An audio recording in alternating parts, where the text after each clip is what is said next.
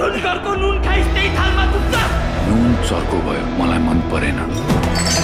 अन्डररेटेड actor Sushil श्रेष्ठको 4 वर्ष लामो अन्तराल पछिको कमब्याक, त्यो पनि एक्सन अवतारमा। फिल्म हो आउटल दफा 219। वासोलाई के थाहा, बाघ एक्लै आउँछ र एक्लै शिकार मार्छ।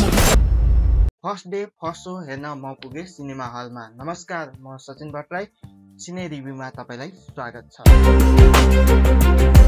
विक्की महजनको निर्देशनमा बनेको आउटल दफा 219 को मुख्य भूमिकामा छन् सुशील श्रेष्ठ, शिक्षा सङ्ग्रौला, नरेश पौडेल, सुमन भण्डारी, विशाल पहाडी, हेमान गुरुङ, साथै फिल्ममा महेश त्रिपाठीको पनि अभिनय रहेको छ। सत्य तथ्य रिभ्यूका लागि हाम्रो च्यानललाई सब्स्क्राइब गर्नुहोला। फिल्म एकदमै दमदार बनेको छ, सबै कुरा भन्नेछु, भिडियो अन्तिमसम्म हेर्नुहोला।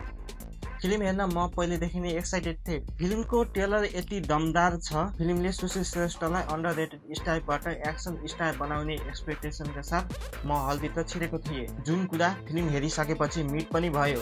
फिल्म पिजनबाट सुरु हुन्छ र फ्ल्यासब्याकमा कहानी अघि बढ्छ, जहाँ हुन्छ तस्करी, खुन खराबा र सुशील श्रेष्ठको दमदार एक्सन। फिल्मको फर्स्ट हाफमा पात्रहरूको बीचको सम्बन्ध, इमोसनल कनेक्सनको बारेमा पनि देखाइन्छ। फिल्म फर्स्ट हाफमा 16 जस्तो पनि लाग्छ, तपाईलाई बोरिङ फिल भएर निन्द्रा पनि लाग्न सक्छ। तर त्यसैबीच घट्छ एउटा दुःखद घटना जसले कहानीलाई अर्कै मोडमा लिएर जान्छ। फिल्मका मुख्य कलाकार सुशील श्रेष्ठ एक्सन अवतारमा उनलाई सुहाएको छ, जुन कुरा तपाईले ट्रेलरबाट पनि थाहा पाउनुहुन्छ।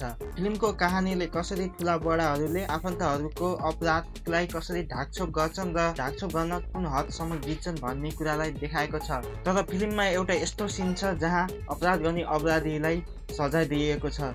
अपराधीलाई दिएको त्यो सजाय हेर्दा तपाईँको आँखा र मनलाई शान्ति मिल्नेछ। साँच्चै त्यस किसिमको सजाय असली जिन्दगीमा पनि दियो भने यी यस्ता अपराधहरूको घटना कम हुने थिए जस्तो तपाईँलाई लाग्छ। त्यो सिन हेरिसकेपछि तपाईँलाई पनि साँच्चै पीडितले न्याय पाएको महसुस हुनेछ। साँच्चै यस किसिमको सजाय रियल लाइफमा पनि दिने हो भने यस किसिमका अपराधहरू कम हुनेछ जस्तो तपाईँलाई लाग्नेछ। फिल्ममा सुशील श्रेष्ठको एक्सनको त कुरै नगरौँ, जुन किसिमको एक्सन सुशील श्रेष्ठले गरेका छन् निकै दमदार छ। मलाई लाग्छ सुशील श्रेष्ठ अब एक्सन स्टार भइसके। 60 को दशकमा जसरी विराट भट्ट र निखिल उप्रेतीले एक्सन फिल्मको एक्सन स्टारको मार्केट खाएका थिए, त्यसै गरी समीर भट्ट र सुशील श्रेष्ठले पनि यो 80 को दशकको एक्सन स्टारको रूपमा मार्केट खाने देखिन्छ। म त यो सोचमा छु कि समीर भट्ट र यदि सुशील श्रेष्ठ र समीर भट्टलाई एउटै फिल्ममा लिएर एक्सन फिल्म बनाइने हो भने त्यो फिल्म निकै दमदार हुने जस्तो मलाई लाग्छ।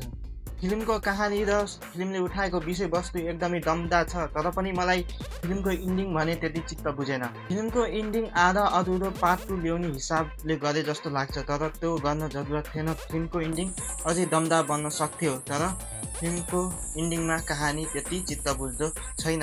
हस् त, आजलाई यति नै। तपाईँलाई हाम्रो भिडियो कस्तो लाग्यो? भिडियो मन परेमा लाइक, कमेन्ट अनि सेयर गर्न नभुल्नुहोला। तपाईँ हाम्रो भेट फेरि अर्को भिडियोमा हुनेछ। हस् त, नमस्ते, bye bye, love you all.